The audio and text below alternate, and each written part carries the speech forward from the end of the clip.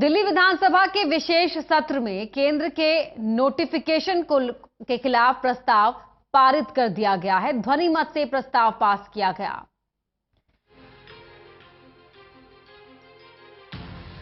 तो केंद्र सरकार के नोटिफिकेशन के खिलाफ दिल्ली विधानसभा में ध्वनि मत से आज पारित हुआ प्रस्ताव। गृह मंत्री ने नोटिफिकेशन जारी किया था अधिकारों को लेकर कि एलजी के पास कितने अधिकार हैं और अब इस नोटिफिकेशन के खिलाफ ध्वनि मत से प्रस्ताव पास किया गया है।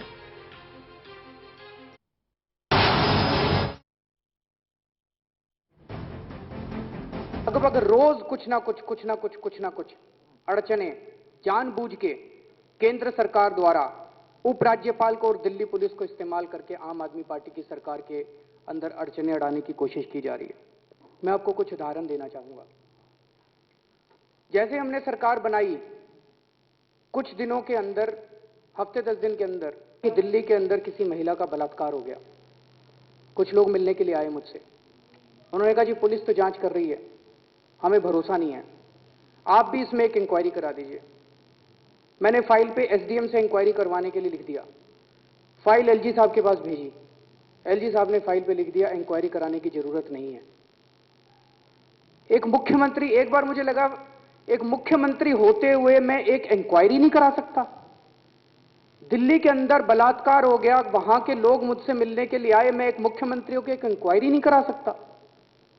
मैं चुप रहा। संविधान के अंदर लिखा है कि अगर उपराज्यपाल को किसी भी चीज के ऊपर हमारे साथ डिफरेंस ऑफ ओपिनियन होता है, उनको वो मुद्दा राष्ट्रपति जी को भेजना पड़ेगा। उनके पास अपने कोई स्वतंत्र। दिल्ली विधानसभा में केंद्र सरकार के नोटिफिकेशन के खिलाफ प्रस्ताव पारित हुआ। इस बीच सीएम अरविंद केजरीवाल ने केंद्र की मोदी सरकार पर जोरदार हमला भी बोला। विधानसभा का 2 दिनों का विशेष सत्र खत्म होने के बाद बीजेपी के विधायक और सदन में नेता विपक्ष विजेंद्र गुप्ता से खास बातचीत की हमारे सहयोगी जितेंद्र चौहान ने। रखे गए थे पास करेगा मेरे साथ विजेंद्र गुप्ता साहब। विजेंद्र जी, सदन में जो प्रस्ताव रखे गए थे सोमनाथ भारती ने पास कर लिया, किस तरह देखते हैं?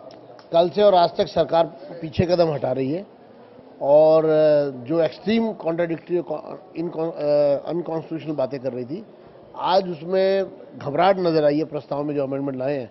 लेकिन अभी भी उसमें बहुत सारी चीजें कॉन्ट्राडिक्टरी हैं, अनकॉन्स्टिट्यूशनल है और जो अव्यवहारिक है। विजेंद्र जी, केजरीवाल साहब ने खुले तौर पर चुनौती दी है केंद्र सरकार को कि केंद्र सरकार हस्तक्षेप कर रही है, उनके अधिकारों का हनन कर रही है, लेकिन हम चुनौती देते हैं, हमें रोक के दिखाएं। अरविंद केजरीवाल जी ने सदन के पटल पर एक मुख्यमंत्री के रूप में जो भाषण दिया है, उसमें 70% बातें ऐसी है जिसमें दिल्ली की जनता को गुमराह किया है।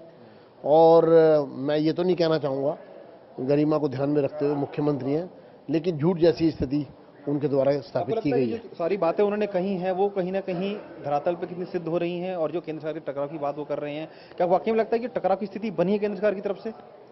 मुख्यमंत्री ने एक राजनीतिक भाषण दिया है, एक पब्लिक मीटिंग की तरह आज असेंबली को एड्रेस किया है, और मुझे इस बात का दुख है कि ये पूरी की पूरी कवायद जो उनके द्वारा की गई वो सच्चाई से परे थी।